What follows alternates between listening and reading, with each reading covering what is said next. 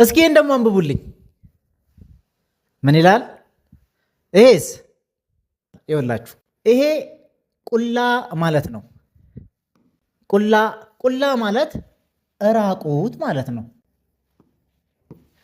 እራቁት ማለት ነው፣ ወይም ደግሞ ባዶ ማለት ነው። ይሄስ ነፋ ይባላል። ነፋ ማለት ሰውነት ማለት ነው። ሰውነት። ስለዚህ ነፈ የሚለው ቃል ላልቶ ይነበባል። ቁላ ጠብቆ ነው የሚነበበው በአፋን ኦሮሞ ውስጥ። ለዛ ነው ብዙ ጊዜ ለምንድን ነው አፋን ኦሮሞ በሳባ ፊደል የማይጻፈው ብለው የሚጠይቁ ብዙ ሰዎች አሉ። ምክንያት ስላለው ነው። ምክንያቱም ለምሳሌ ይሄ ቢመጣል ምን ብለህ ነው የምታነበው? ምን ብለሽ ነው የምታነቢው? እናት ታውቂዋለሽ። ለዛ ነው አፋን ኦሮሞ በራሱ ፊደል የሚጻፈው።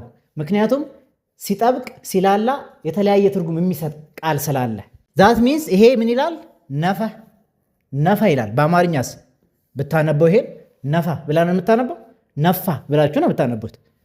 ነፋ ሌላ ትርጉም ነው አይደል? ነፋ ሲሆን ግን ሰውነት ይሆናል ማለት ነው። ስለዚህ ነፈ ቁላ